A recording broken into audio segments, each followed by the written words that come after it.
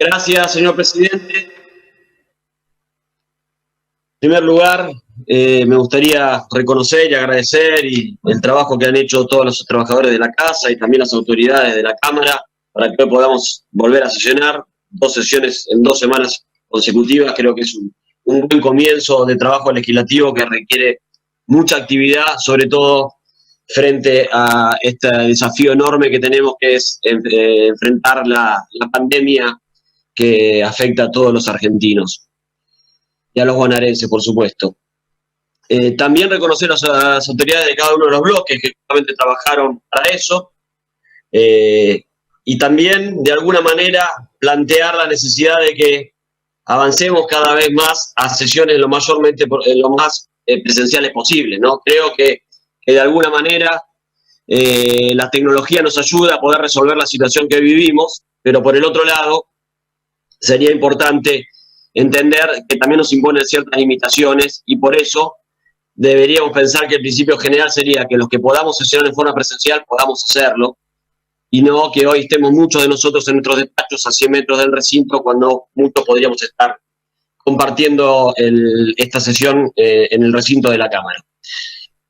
Más allá de eso, respecto al proyecto de resolución que estamos tratando, creo que lo que propone el diputado Robela, y que lamentablemente no tuvo los votos suficientes para ser aprobado, es la citación del titular del IPS en virtud del convenio que firmó el gobierno de la provincia con el ANSES y que fue aprobado por el decreto 261 del gobernador Kicillof del año 2020.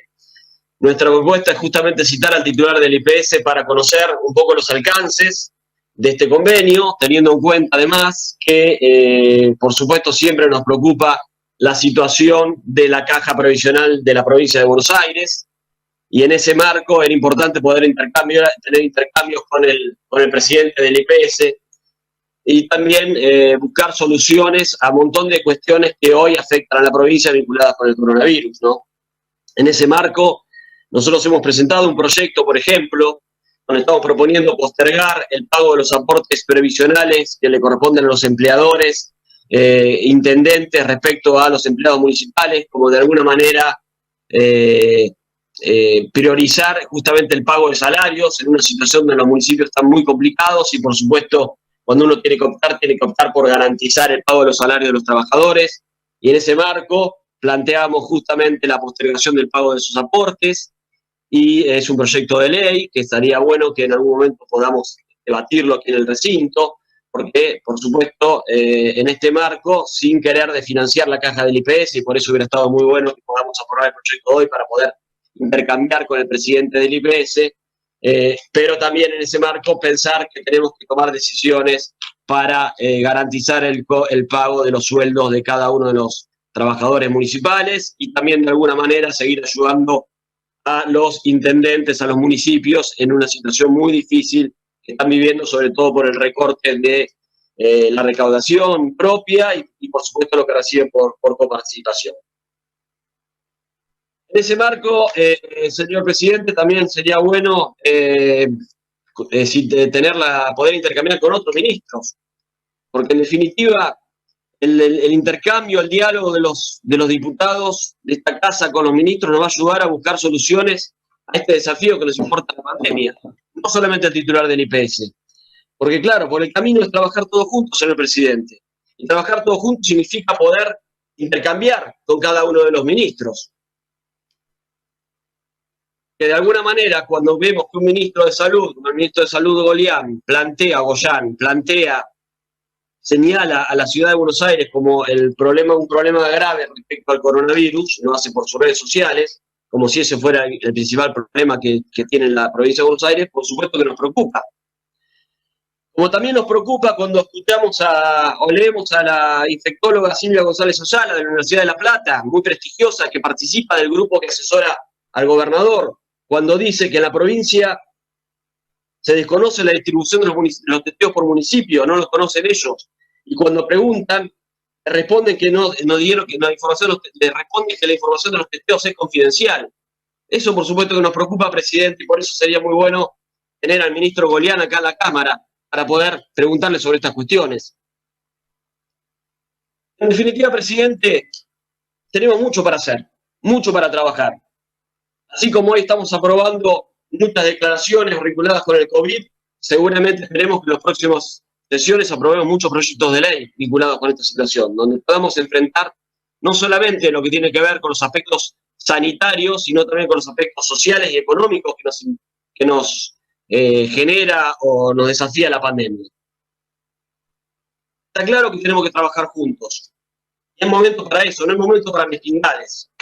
Pero no podemos decir, presidente, que no hay que hacer política con esto y previamente se hace un análisis, al menos tendencioso, sesgado, de la política de salud del gobierno anterior. Porque claro, si uno primero hace todo un diagnóstico sesgado y cuando termina, después dice no hagamos política, me parece que hay un contrasentido en eso. Esto me refiero por alguna diputada preopinante que habló sobre este tema. Porque si no, cuando uno hace un análisis, tiene que decir todo, presidente, no solamente algunas cuestiones. Y una de las cosas que tiene que decir es que cuando en el 2015 se asumió la gobernadora María Eugenia Vidal, se habían perdido 636 camas del sistema de salud por la desinversión de los últimos 20 años. Había que decir que no había avión sanitario, no funcionaba, y por lo tanto, cuando hubo un caso de urgencia, hubo que pedir un avión sanitario a la provincia de Córdoba. O había que decir de que se debían 2.600 millones de dólares a los proveedores de salud, de pesos, a esa fecha. O había que decir que había más de 2.000 amparos por falta de prestaciones del sistema de salud judiciales. O habría que decir, señor presidente, que los remedios oncológicos tardaban 120 días en llegar. O había que decir de que los bonaerenses no teníamos un sistema de emergencia de salud pública que tienen la mayoría de los municipios y de los bonaerenses de la provincia. Entonces, hay que decir todo, señor presidente. Si no hacemos un análisis tendencioso y después decimos no hagamos política. A mí me gustaría referirme al tema de Ramón Carrillo. Me parece que el tema de Ramón Carrillo es un buen ejemplo de lo que no hay que hacer, que es buscar diferencias innecesarias. Y quedó claro aquí. Quedó claro que Ramón Carrillo no es, cuestionar el homenaje a Ramón Carrillo no era la manera de diferenciarse. Primero por todo lo que implicó, y no voy a decir más de lo que dijeron los diputados preopinantes, que fueron muy explícitos. Pero además, porque en definitiva, hay un montón de otras cosas que podemos diferenciarnos, pero no es justamente la figura de Ramón Carrillo la que hay que usar para eso. Y esto lo digo no solamente aplicable a la oposición, también lo digo aplicable al oficialismo, señor presidente, que muchas veces nos invertimos en los roles, porque nosotros no planteamos que tenemos que trabajar todos juntos en los distritos que gobierna el oficialismo, y cuando son oposición plantean algo distinto. Me parece que en eso hay un desafío de coherencia y tener que uniformar como fuerza política nuestros planteos en el rol que nos toque, seamos oposición o oficialismo, en el distrito que nos toque ese rol. Por otro lado, me parece, señor presidente, que justamente en este tema de no buscar diferencias innecesarias, tampoco podemos hacer generalizaciones en cada una de las cuestiones.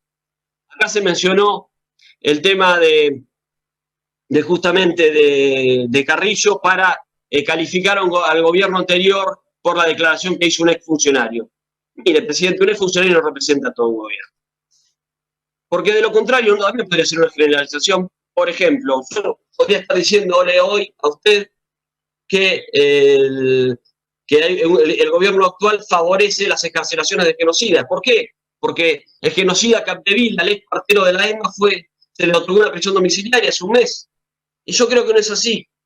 Porque he trabajado mucho con muchos de ustedes y he trabajado mucho en la Cámara de Diputados, muchos colegas, sé la posición que tienen muchos diputados al frente de todos, como sé la posición que tienen muchos diputados de nuestro bloque. Es justamente luchar contra la impunidad.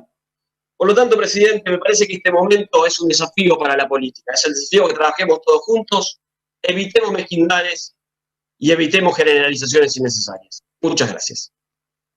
Gracias, diputado